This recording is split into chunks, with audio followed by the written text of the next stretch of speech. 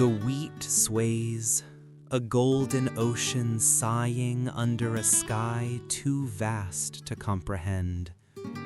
That sky, a canvas bruised with twilight, holds the first tentative stars, pinpricks of light in the deep indigo.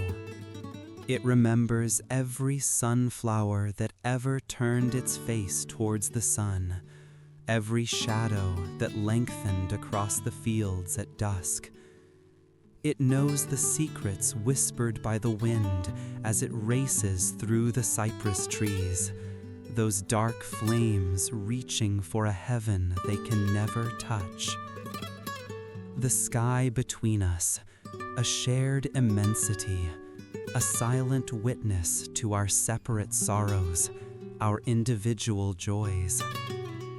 It's the same sky that arched over his weary head, that guided his brush as he sought to capture the shimmering soul of the world. Did he see, in those whirling galaxies, a reflection of his own tumultuous heart? Did he find solace in the ordered chaos of the cosmos? A reason for the suffering that plagued him. I imagine him standing there, in the field, the air thick with the scent of earth and impending rain, his eyes burning with a feverish intensity, absorbing every nuance of color, every subtle shift in light. He wasn't merely painting what he saw, he was painting what he felt. The loneliness, the yearning, the desperate search for connection. A single crow calls out, its harsh cry echoing across the empty expanse. A reminder of the vastness, the indifference of the universe. And yet, within that indifference, there is also a profound beauty. A beauty born of resilience, of the enduring power of life to find its way, even in the harshest conditions. He saw that beauty, even in the gnarled branches of an olive tree, in the worn face of a peasant woman, in the humble dignity of a pair of old boots. He saw the sacred in the mundane, the extraordinary in the ordinary. He understood that true art wasn't about replicating reality, but about revealing its hidden essence. The wind picks up, rustling the leaves of the olive trees, their silvery undersides flashing in the fading light. They seem to shimmer, to dance, like spirits whispering secrets to the night. Secrets of survival, of adaptation, of the enduring strength of the human spirit. He painted the night not as a void, but as a living, breathing entity, pulsating with energy and light. He filled it with stars that blazed like miniature suns, with swirling clouds that seemed to writhe and twist with an inner life of their own. He saw the darkness not as an absence of light, but as a different kind of light.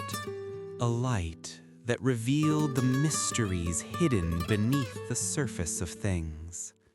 And the sky between us stretches, a timeless bridge across the years, connecting us to his vision, to his pain, to his enduring hope. A hope that even in the darkest of nights, the light will always find a way to break through. A hope that even in the midst of suffering, beauty can still be found. A hope that we are not alone, that we are all connected, bound together by the shared experience of being human under this same vast and boundless sky. The whisper of the wind carries his name, a breath across the fields, a prayer to the stars. A promise that even in silence, he continues to speak. The sunflowers turn their faces towards the sun, a silent symphony of yellow against the azure sky. Each petal a brushstroke, each seed a universe unto itself. They stand tall, proud, defiant in their beauty, a testament to the power of light and life. He saw them not just as flowers, but as symbols of hope, of resilience, of the unwavering pursuit of joy. They soak up the sun's rays, storing them within their golden hearts, ready to bloom again and again, even after the darkest nights. And we too can learn from the sunflowers, to turn our faces towards the light, to embrace the warmth and beauty that surrounds us, even in the midst of sorrow. The fields of wheat ripple in the wind, like waves on a golden sea, a sea of abundance, of sustenance, of the promise of a harvest to come.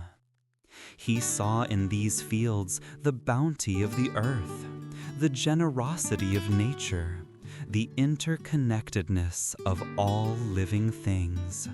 He painted them with a vibrant energy, a sense of movement and life that seemed to pulsate from the canvas.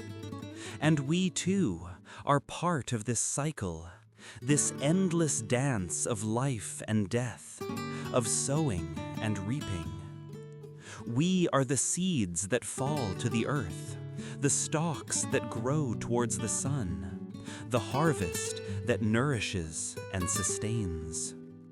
The stars begin to emerge, one by one, like diamonds scattered across a velvet cloth.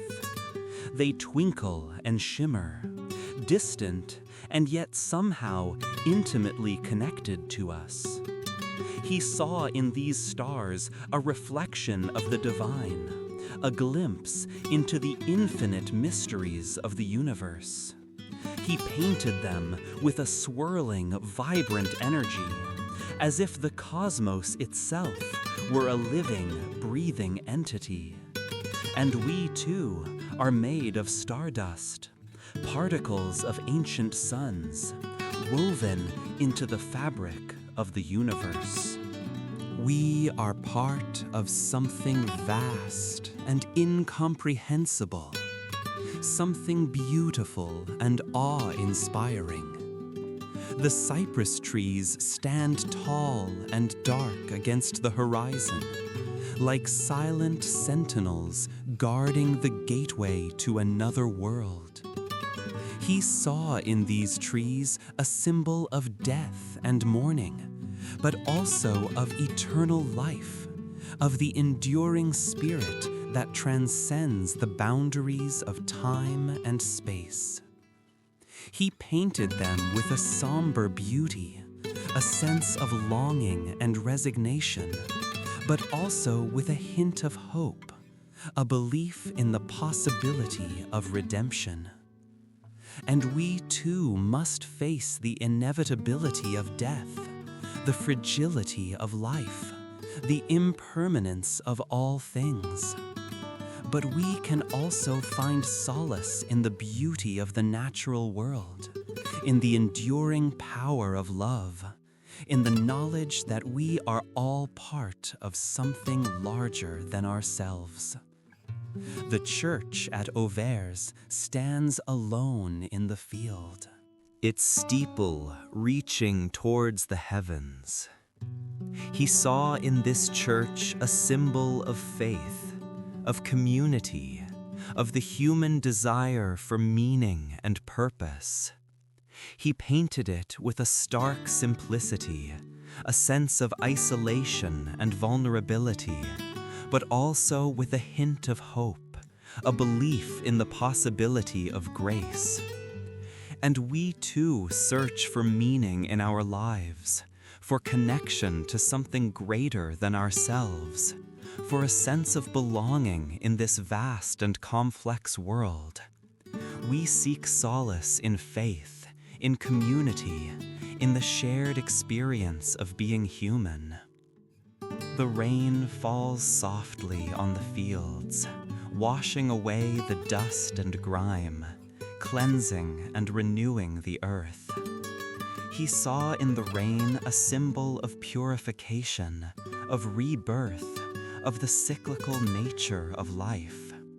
He painted it with a delicate touch, a sense of tranquility and peace, but also with a hint of melancholy. A recognition of the transience of all things. And we too can find renewal in the simple act of letting go, of surrendering to the flow of life, of embracing the beauty of impermanence. The silence deepens, broken only by the whisper of the wind and the chirping of crickets. A silence that is not empty, but full, pregnant with meaning, waiting to be heard. A silence that allows us to connect with our innermost selves, to listen to the whispers of our own souls. A silence that brings us closer to the divine, to the source of all creation. He heard this silence. He felt it in his bones. He painted it with his heart. And we too can find solace and inspiration in the silence, in the quiet moments of contemplation, in the stillness of our own being. And in that silence, he found his voice. Not a voice of words, but a voice of colors, of textures, of light and shadow. A voice that spoke directly to the soul, bypassing the limitations of language. A voice that transcended time and space, connecting him to us, to all who have ever felt the beauty and the pain of existence. He painted his soul onto the canvas, raw and unfiltered, vulnerable and exposed.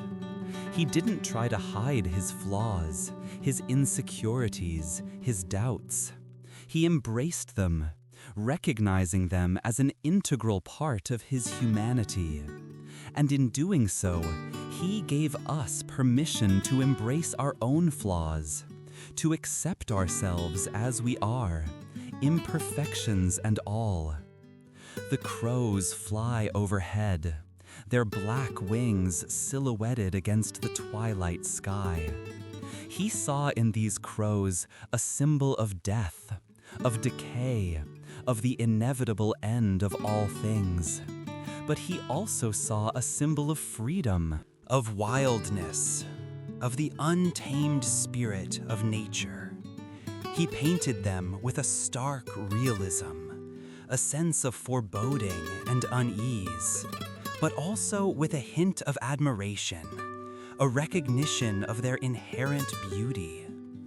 And we too must confront the reality of death, must acknowledge the impermanence of life, must find a way to reconcile ourselves with the inevitable. But we can also find inspiration in the wildness of nature, in the freedom of the open sky, in the resilience of the human spirit. The wheat fields sway in the breeze, their golden heads nodding in unison. He saw in these fields a symbol of abundance, of fertility, of the life-giving power of nature. He painted them with a vibrant energy, a sense of joy and gratitude, but also with a hint of anxiety, a recognition of the fragility of life. And we too can appreciate the abundance of the world around us, can be grateful for the simple gifts of nature, can find sustenance in the beauty of the earth. But we must also be mindful of the fragility of life must protect and preserve the natural world, must ensure that future generations can enjoy the same bounty that we do. The sun sets on the horizon, painting the sky with fiery hues of orange, red, and purple. He saw in the sunset a symbol of hope, of renewal, of the promise of a new day. He painted it with a passionate intensity, a sense of awe and wonder, but also with a hint of melancholy, a recognition of the fleeting nature of beauty. And we too can find inspiration in the sunset, can be filled with hope for the future, can marvel at the beauty of the natural world. But we must also remember that all things must pass, that beauty is ephemeral, that life is a precious and fragile gift. The sky between us remains, a vast and boundless expanse, filled with stars and galaxies, with mysteries and wonders. He painted this sky not as a distant and unattainable realm, but as an integral part of our own being, as a reflection of our inner selves. He saw in the stars a symbol of hope, of guidance, of the light that shines within each of us. He painted them with a childlike wonder, a sense of awe and reverence, but also with a hint of sadness, a recognition of the loneliness of the human condition. And we too can look to the stars for inspiration, can find guidance in their light, can connect with the vastness of the universe. But we must also remember that we are not alone, that we are all connected, bound together by the shared experience of being human under this same infinite sky. The night deepens, the stars shine brighter, the silence grows more profound. He is gone, but his art remains, a testament to the enduring power of the human spirit, a beacon of light in the darkness. And we, his inheritors, carry his legacy forward, sharing his vision with the world, keeping his memory alive. We walk through the fields of his soul, feeling his presence in the wind, in the trees, in the stars. We hear his voice in the silence, a whisper of hope, a call to beauty, a reminder that even in the midst of suffering, there is always light to be found. The sky between us holds his gaze forever.